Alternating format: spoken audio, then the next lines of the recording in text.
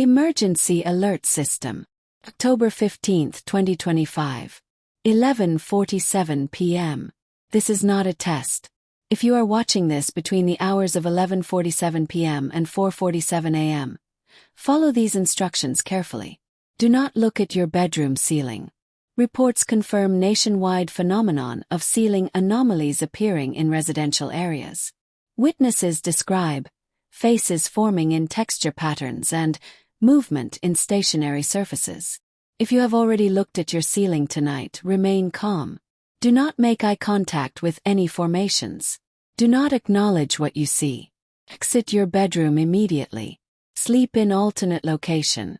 Authorities confirm 747 cases in past 47 hours. Pattern recognition centers in affected individuals show permanent neurological changes.